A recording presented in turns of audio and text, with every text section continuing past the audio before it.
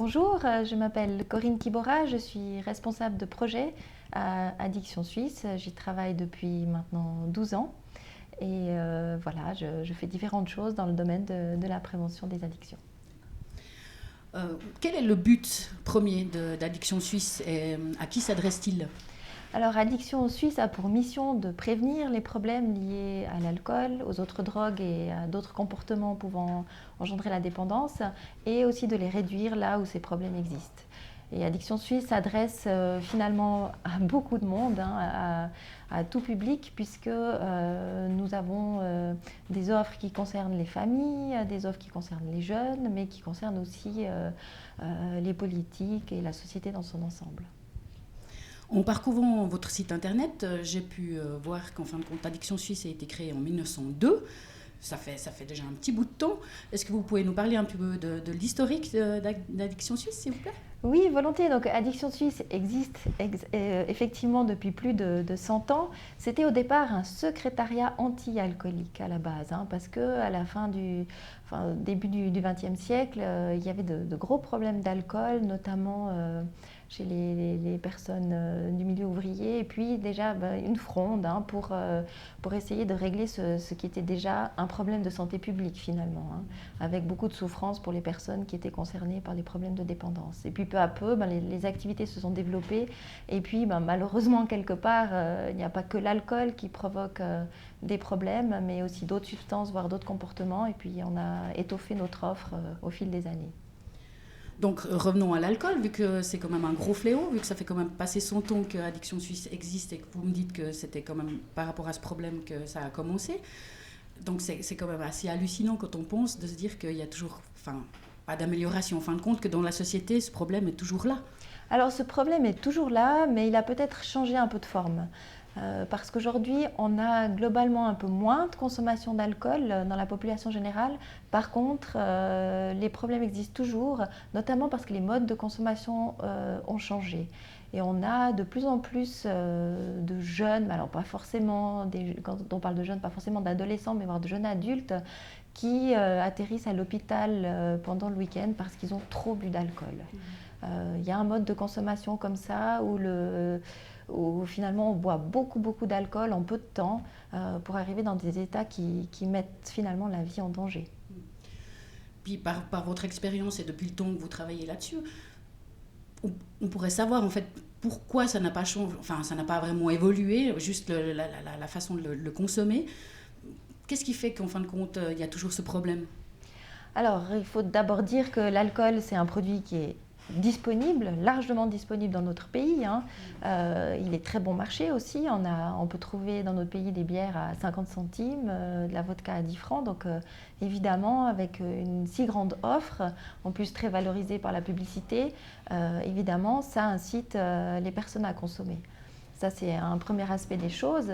Et puis c'est vrai qu'une partie de notre travail, c'est aussi d'essayer de changer des choses au niveau de l'offre. Parce que là, il y a matière à faire. Il y a actuellement une révision de la loi sur l'alcool. Et puis c'est l'occasion pour les politiciens, s'ils le veulent, de prendre des mesures finalement de santé publique. Ensuite, c'est clair que il y a aussi un phénomène de société. L'alcool fait partie de notre société. L'alcool n'est pas que mauvais parce que ça fait partie des moments de convivialité aussi. Mais on banalise encore beaucoup trop l'alcool et les effets qu'il peut avoir sur la santé. On a pu voir, il y a déjà quelques temps, vous avez pris une campagne, en tout cas pour aider les enfants de parents qui ont des addictions, notamment l'alcool. Est-ce que vous avez pu voir un changement depuis cette parution dans la presse et sur les affiches? Alors oui, parce que c'est vrai que la situation des enfants qui vivent avec un parent qui a un problème d'alcool, le plus gros problème finalement c'est le silence, parce que c'est souvent quelque chose qui est caché. Le problème d'alcool est souvent, comme je l'ai dit, comme l'alcool est tellement présent, on banalise le problème, il est souvent pas reconnu par la personne qui consomme, peut-être pas non plus par le conjoint qui a bien des problèmes qu'il doit gérer, et finalement les enfants sont les grands oubliés de ce problème-là. On n'en parle pas, on ne s'adresse pas à eux, ils vivent souvent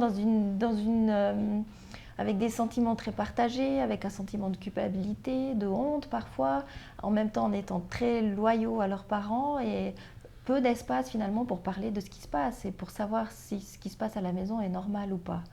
C'est pour ça que depuis plusieurs années, effectivement, on a mis cette problématique sur la place publique et on voit que les langues commencent à se délier et de plus en plus de personnes finalement font appel à nous.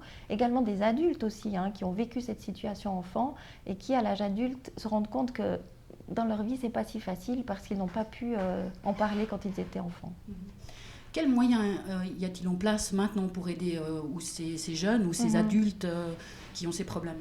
Alors il existe un site internet qui s'appelle www.papabois.ch ou mamanbois.ch qui s'adresse aux enfants des 8 ans ou même plus petits, avec des informations adaptées à l'âge pour que les enfants puissent finalement un peu comprendre ce qui se passe dans la famille et aussi trouver des adresses d'aide, voire échanger entre jeunes, puisqu'il y a également un forum pour échanger entre jeunes. Voilà une première offre. Ensuite, parmi les centres de prévention, l'alcoolisme, etc., on a maintenant aussi un peu plus une écoute pour les jeunes qui vivent cette situation. En Suisse, est-ce que c'est vraiment l'alcool qui est la plus grosse addiction? Alors l'alcool reste la substance psychoactive, on dira, la plus consommée. On compte environ 250 000 personnes qui sont dépendantes à l'alcool, mais bien sûr il y a aussi le problème du tabac, c'est aussi une addiction avec des problèmes de santé évidents, avec 8 000 décès par année dû au tabac. Et puis le cannabis, c'est la drogue illégale la plus consommée en Suisse également. Qu'est-ce qui se passe justement pour ces gens qui ont d'autres addictions que ceux qu'on a plus l'habitude de voir? Alors, Addiction Suisse est disponible pour toute personne qui se retrouve confrontée à un problème vis-à-vis soit d'une substance ou d'un comportement. On est disponible sur notre site internet, on propose un module de questions-réponses où il est très facile de poser n'importe quelle question, qu'on soit concerné directement ou qu'on soit proche d'une personne qui consomme. Et ensuite, il y a aussi la possibilité de nous téléphoner dans les heures de bureau en principe. On a aussi également des brochures qui peuvent donner quelques pistes pour se débrouiller face à une situation difficile. Est-ce que les gens ils vous appellent pour avoir des solutions directes ou alors est-ce que vous les aiguillez après suivant le problème qu'ils ont? Alors c'est vrai que nous, on ne fait pas d'accompagnement à proprement dit, mais on va débroussailler un petit peu la situation, essayer de mettre des mots peut-être sur une situation qui est compliquée, puis ensuite effectivement donner les adresses les plus utiles pour la personne dans cette situation, là où elle se trouve. On pourrait peut-être aussi parler de ce que Addiction Suisse s'occupe d'autre que ce genre d'addiction. Un public que nous visons aussi plus particulièrement, ce sont les parents, parce qu'ils se posent beaucoup de questions par rapport à leurs enfants, par rapport à est-ce qu'il faut leur parler d'alcool, à quel âge, comment on fait si notre enfant revient à la maison et qu'on voit qu'il n'est pas dans un état normal, comment réagir, etc. Alors on est là aussi pour soutenir les parents par rapport à ces questions de consommation à l'adolescence. Est-ce que vous avez vu un changement flagrant depuis quelques années? Est-ce que les gens parlent beaucoup plus facilement de ce genre de problème? Alors oui, les parents se préoccupent de la consommation de leur enfant, de leur adolescent. Il y a aussi aujourd'hui plus de possibilités de se renseigner. Il y a un site qui s'appelle par exemple monado.ch où les parents peuvent trouver des pistes concrètes de comment agir au quotidien lorsqu'ils sont confrontés à un adolescent qui consomment. Il existe aussi des outils. Nous avons par exemple publié des lettres aux parents qui donnent des outils concrets pour agir au quotidien face à cette question. J'ai vu aussi que vous aviez des différentes brochures et en 11 langues. Est-ce que vous pensez que c'est important d'avoir justement ces langues différentes? Est-ce que vous pensez que cette population qui est migrante a aussi beaucoup plus de problèmes? Un de nos axes importants d'action, c'est de diffuser des informations et puis de permettre aux personnes de savoir où elles se situent par rapport à l'alcool, etc. Et puis, on s'est rendu compte que notre matériel, on l'édite principalement en français, en allemand, voire en italien. Et maintenant, alors c'est pas encore disponible, mais ce sera disponible cet été, on aura des brochures sur l'alcool et sur la dépendance en général qui seront éditées en 11 langues parce que tout le monde n'a pas forcément accès aux langues nationales et il nous paraissait important de mettre des informations à disposition de toute une population.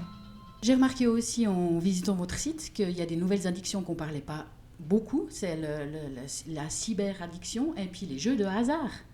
Comment ça se fait, les jeux de hasard? Est-ce que on connaissait les casinos, ça, on savait que c'était un problème, mais les jeux de hasard? Alors, vous citez les casinos, on peut parler aussi des jeux de loterie, on peut parler du tactilo. Et puis, ce qui se passe aussi avec les jeux de hasard, c'est que maintenant, il y a aussi une offre sur Internet. Et sur Internet, eh bien, c'est disponible en tout temps, 24 heures sur 24. Donc, ça démultiplie finalement les possibilités de jouer et les possibilités de s'enfermer dans le jeu finalement. Et c'est vrai qu'il y a des problèmes d'addiction aux jeux de hasard. Et puis les conséquences pour la personne qui joue de manière excessive, ça peut être des problèmes de dépression, ça peut être après des problèmes au travail, des problèmes d'endettement qui vont aussi rejaillir sur la famille. Et c'est des personnes qui demandent peu d'aide. Il existe aujourd'hui quand même des aides, également sur Internet, un site stopjeu.ch ou sosjeu.ch. Et il ne faut pas hésiter finalement à demander de l'aide quand on se retrouve pris au piège par le jeu. Donc en fin de compte, le plus gros problème des addicts, si on peut dire ça comme ça, c'est déjà de reconnaître qui sont addicts. C'est vrai, la dépendance, l'addiction, c'est quelque chose qui s'installe lentement, insidieusement. On ne devient pas dépendant du jour au lendemain. Et évidemment, comme le comportement ou la substance est devenu nécessaire quelque part au fonctionnement, c'est très difficile de reconnaître qu'on a perdu pied, qu'on ne maîtrise plus. C'est extrêmement difficile. Et c'est vrai que c'est le premier pas finalement, et c'est un premier pas très important, c'est de pouvoir reconnaître qu'on a un problème. C'est souvent le premier pas vers un changement de la situation. Et par rapport à ça, c'est vrai que les proches, les conjoints, les amis, la famille, se sentent très souvent très impuissants parce qu'eux voient le problème, mais comme la personne ne le reconnaît pas, ça devient très difficile. Et les proches sont souvent dans une souffrance énorme. Et c'est pour ça aussi que nous sommes là aussi pour les proches, parce que c'est souvent les premiers à remarquer que quelque chose ne va pas et vraiment à se sentir complètement impuissant, voire découragé face à la situation.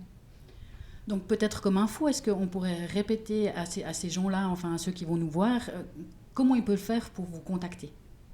Alors pour nous contacter, une première possibilité c'est le téléphone au 021 321 29 76.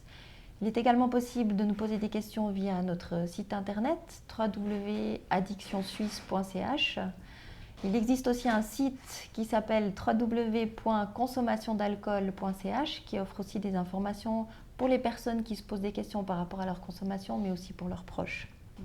Puis, je crois qu'il y a aussi un site assez joliment fait pour les enfants, c'est Tina et Tony, c'est juste?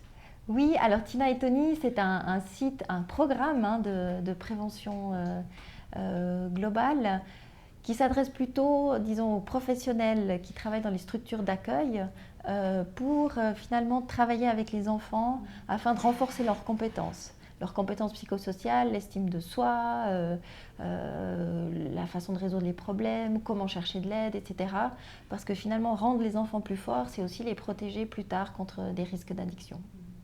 Donc c'est quand même ce que vous êtes rendu compte par toutes ces années, c'est qu'en fin de compte, il faut prendre le problème à la base et puis justement peut-être cette prévention avec les enfants. Absolument, c'est vrai que la prévention commence dès le plus jeune âge et tout le monde est concerné. Les parents peuvent jouer un rôle, mais également le milieu scolaire, etc. Tout le monde a un rôle à jouer pour rendre les enfants plus forts et c'est ça qui va leur permettre, en partie en tout cas, de se protéger face au risque d'addiction plus tard.